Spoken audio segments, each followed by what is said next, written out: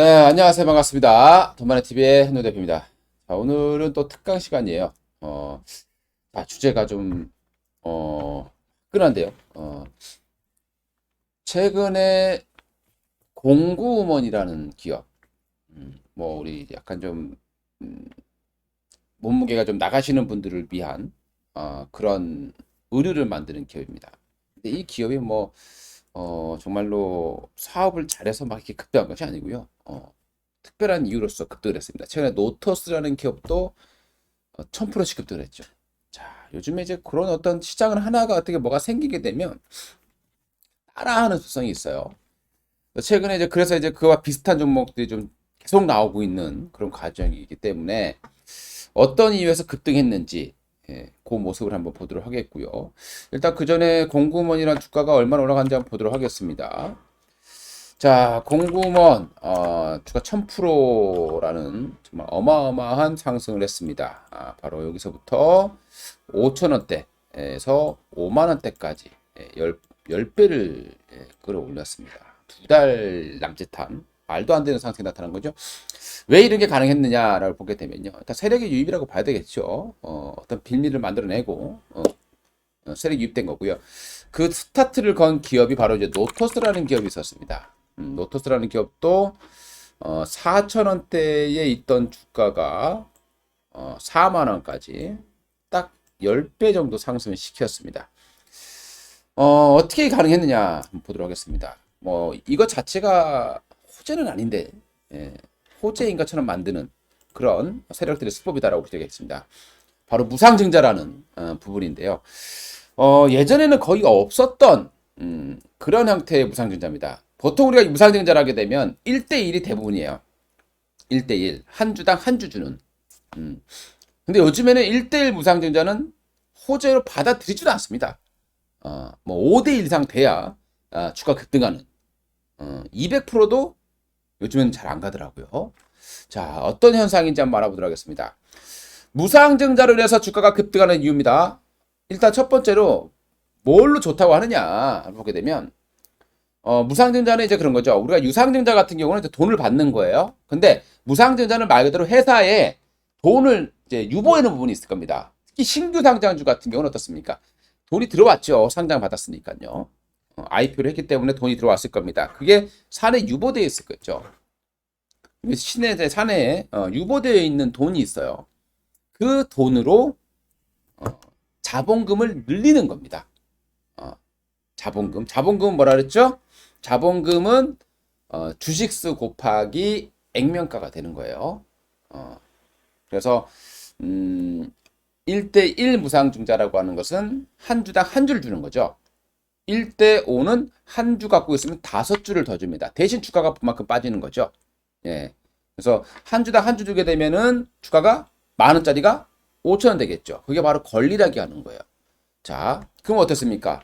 만 원짜리가 5천 원이 됐으니까 좀 싸네? 그죠? 또 1대5가 되면 만 원짜리는 2천 원이 되겠죠. 재무 구조에는 변화가 전혀 없다라고 보면 되겠습니다. 그리고 이제 이걸 하게 되면은 무상증자를 하게 되면은 유보율이 떨어지는 그렇기 때문에 무상증자로 인한 착시 현상이죠. 그걸 노리는 세력들이 많이 있는 거고요.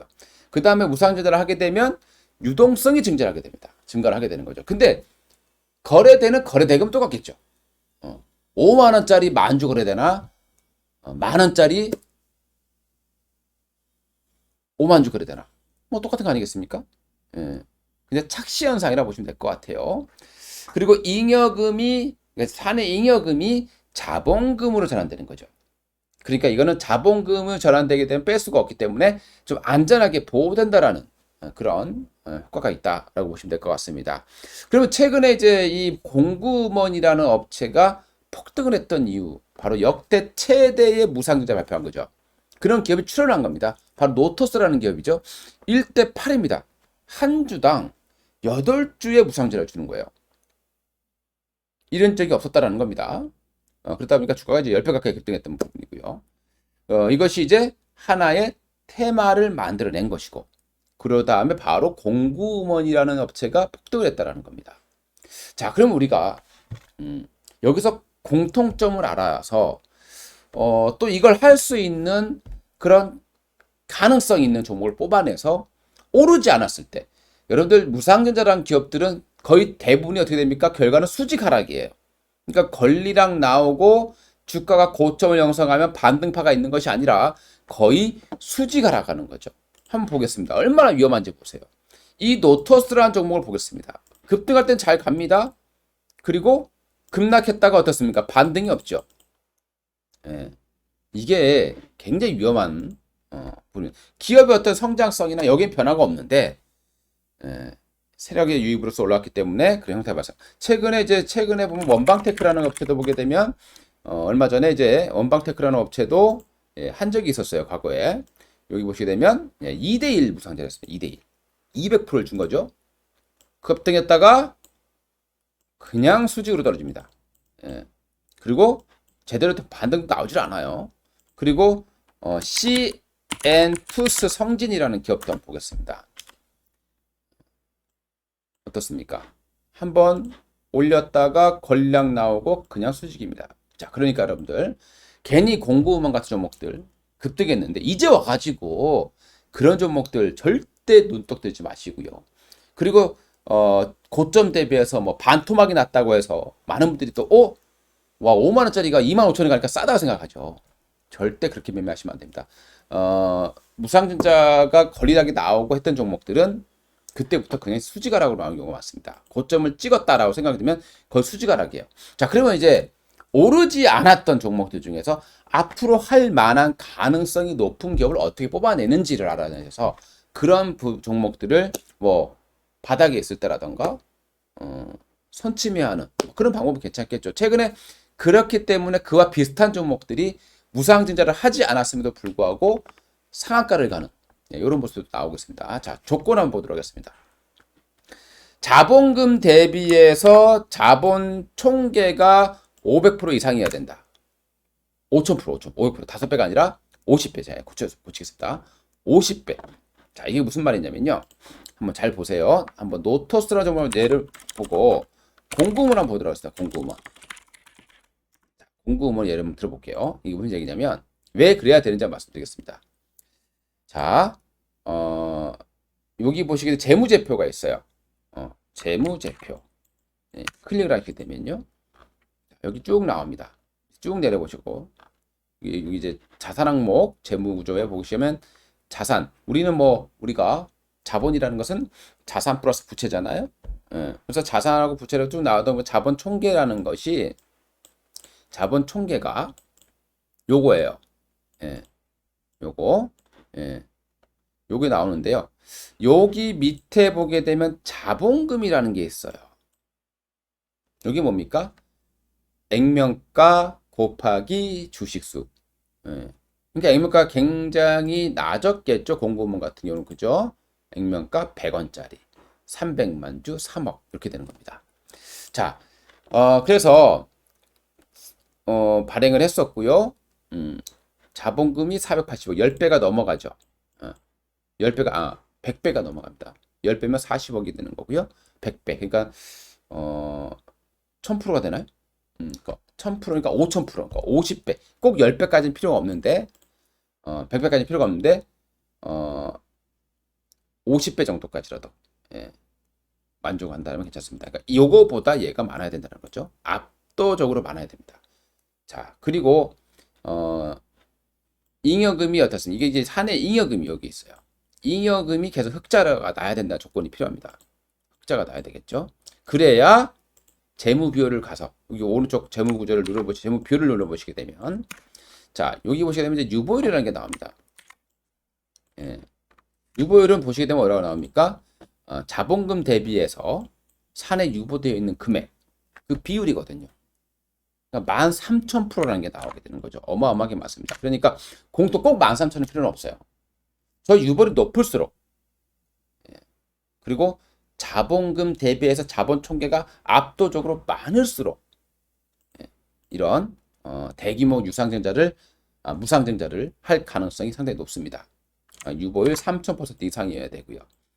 대규모로 할 경우 그러니까 뭐 3대1, 뭐 5대1 뭐 이 정도 하려면 유보율이 5,000% 이상이 나와야 된다는 겁니다. 유보율이 많을수록 그럴 가능성이 높다.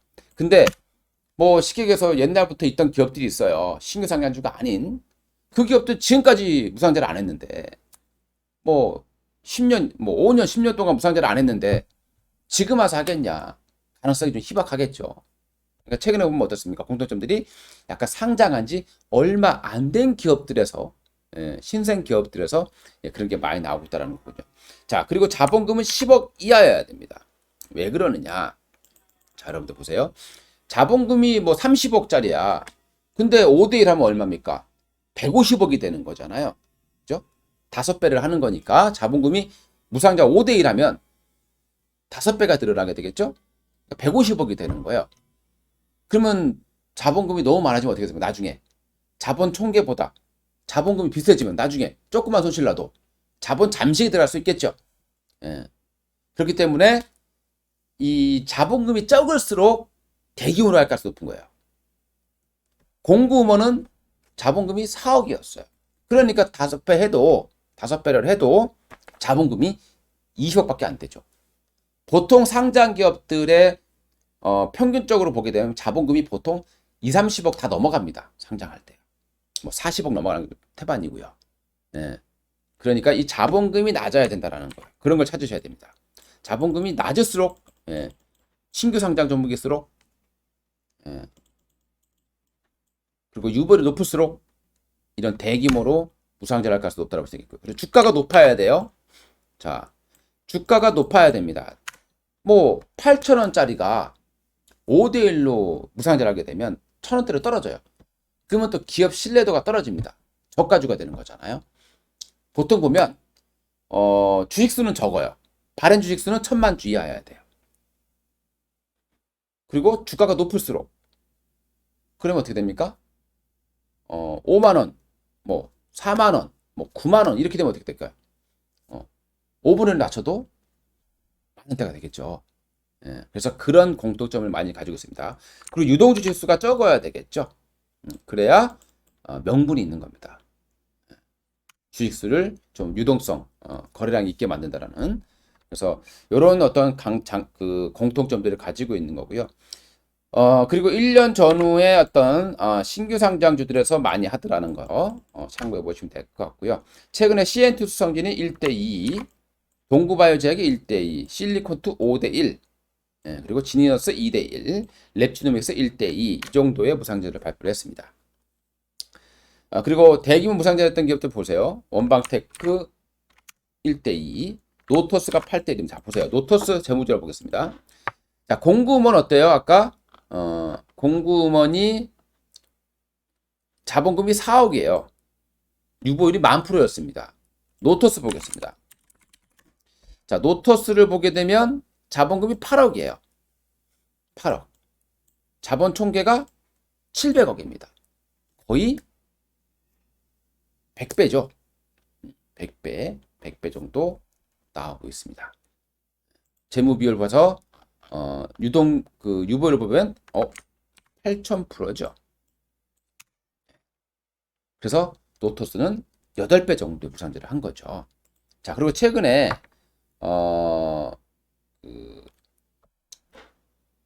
아까 나왔었던 종목들 중에서 5대1 한 거, 5대1 한 종목이 실리콘2라는 기업. 이 기업은 5대1 할 만한 그런 재무 구조가 아니에요.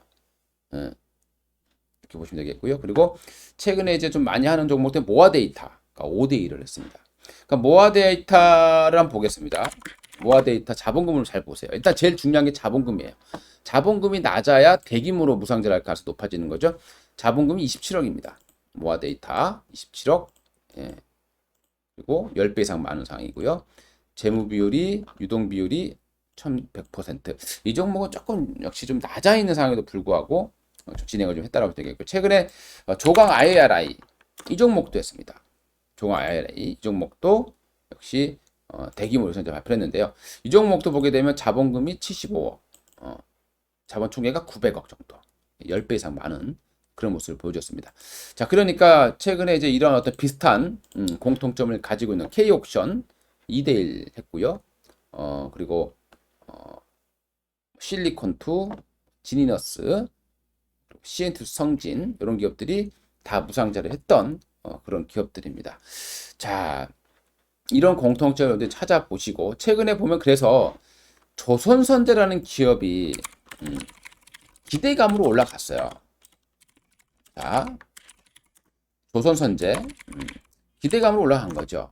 근데 조선선제의 어떤 이 자본금을 보게 되면요,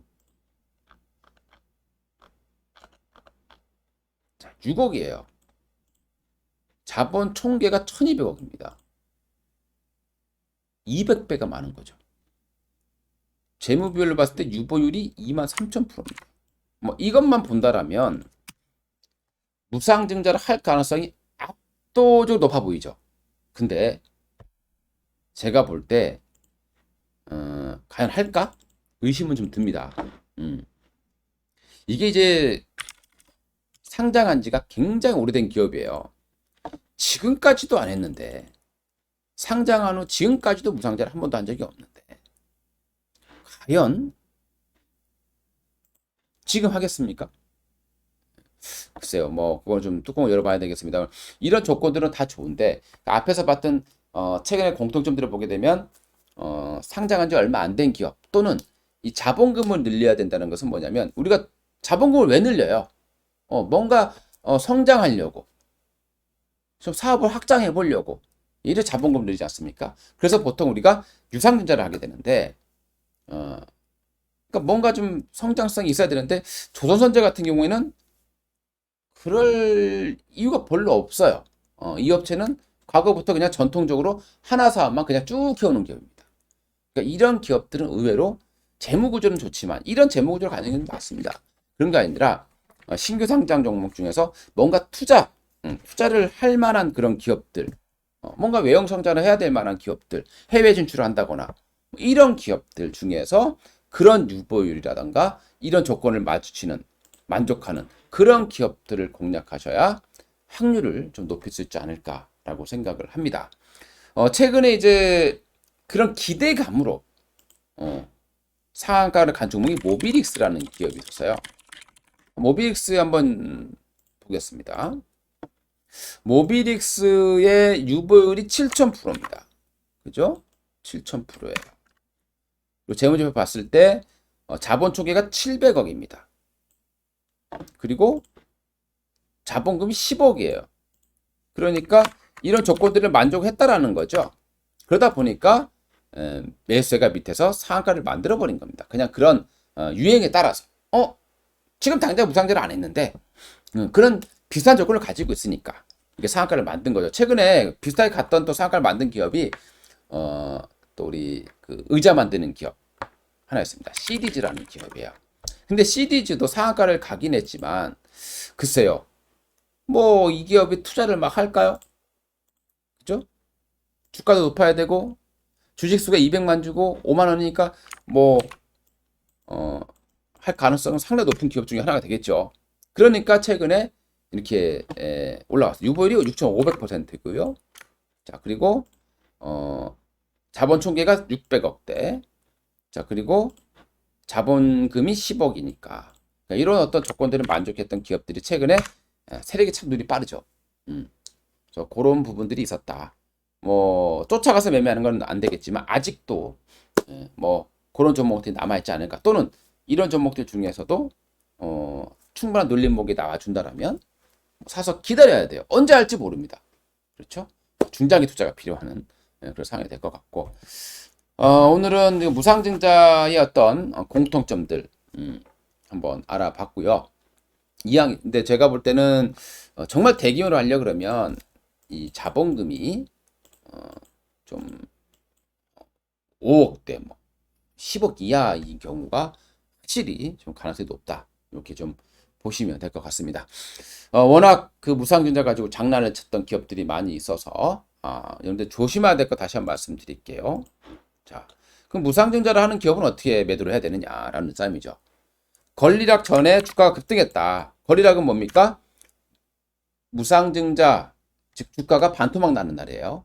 우리가 두 주를 더 주면 그만큼 주가가 밀려 내려가야 되겠죠? 그게 권리락전인데요. 주가가 그 전에 주가가 이렇게 올라왔었다라고 하면 권리락전에 매도하는 게 맞는 것 같고요. 근데 최근에 보면 대규모 무상증자라는 경우에는 권리락 이후에도 주가가 이렇게 갔다라는 거거든요. 그러니까 대규모일 때는 좀 가져가면 전략 필요할 것 같고, 뭐 1대1 또는 뭐 이 정도 뭐 미미한 정도의 어떤 무상증자라면 권리락 전에 매도하는 게 좋다 이렇게 말씀드리면 될 것 같고요.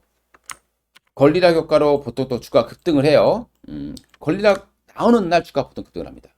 예. 그리고 나 주가 쭉 밀리는 경우가 많이 있어요. 기업 장기 투자 의지가 있다라면 무상증자를 받으시고, 그 기업이 장기 투자할 가치가 없다라면 무상전자 전에 권리락 전에 매도하는 게 바람직하다라고 보시면 될 것 같고요. 그리고 권리락이 나오고 나서 주가가 이제 올라가는 경우도 있어요. 그러다가 꺾이기 시작했다. 그럼 이거는 반등 없이 그냥 이렇게 수직으로 떨어지는 경우가 굉장히 많다라는 건 명심하시고, 이럴 때 주식을 사는 정말 말도 안 되는 보통 이제 초보자분들이 그래요. 이렇게 많이 올라가니까 또 올라갈 거라 생각을 해서 그냥 덥석 잡아보시면 많은데요. 떨어질 때 정말 어마어마하게 나온다는 거 잊지 마시고, 위험한 매매 절대 조심하시기 바라겠고, 항상 밑에서 할 가능성이 있는 기업들을 사서 기다린다는 식으로, 이런 식으로 접근하시는 게 가장 소중한 내 돈을 아끼는 방법이다라고 생각했습니다. 자, 오늘 영상 여기서 마치도록 하겠습니다. 감사합니다.